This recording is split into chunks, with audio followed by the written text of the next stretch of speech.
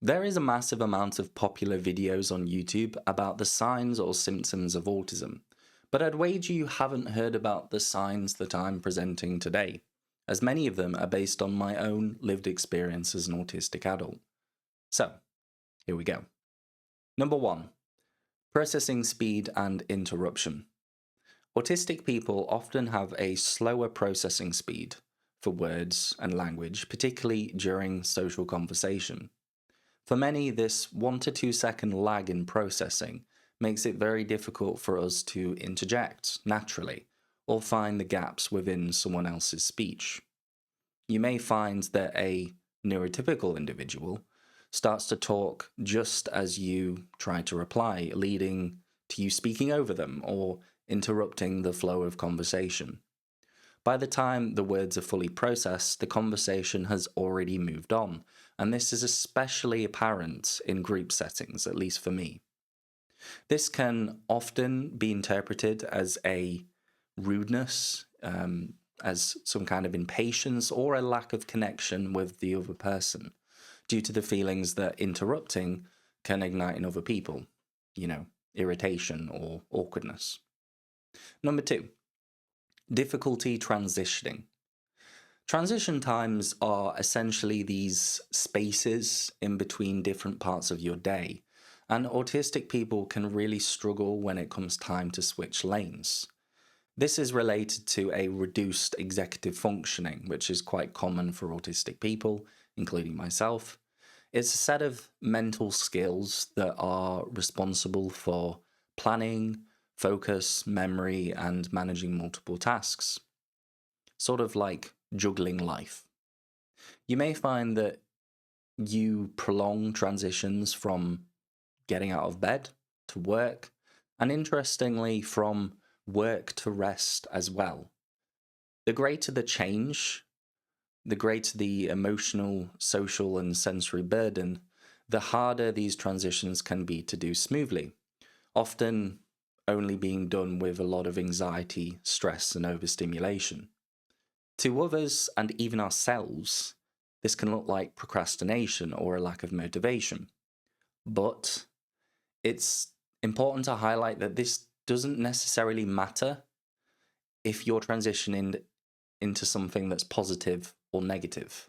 The anxiety around transitions alone presents most of the problem. Number 3. The Coke bottle effect. A lot of younger autistic people, and high maskers in particular, might find this quite relatable.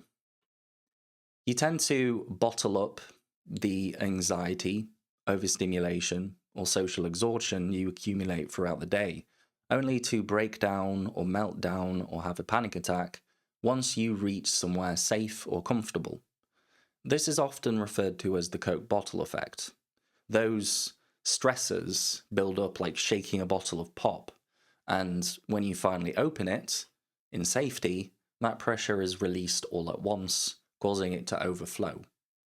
This can be particularly noticeable to other people in our lives, sometimes leading to others feeling like when we're at home or with our safe person, that they or that area and environment is the cause of distress, when in reality, it's simply where we are finally letting go of our bottle cap. Number 4, monologue exchanges. I like to think of neurotypical communication as more like a game of social table tennis, with each person reacting and responding at a relatively fast pace. But for autistic people, socializing often looks more like an exchange of monologues, going into greater detail, more like a well-thought-out email as opposed to a quick text message.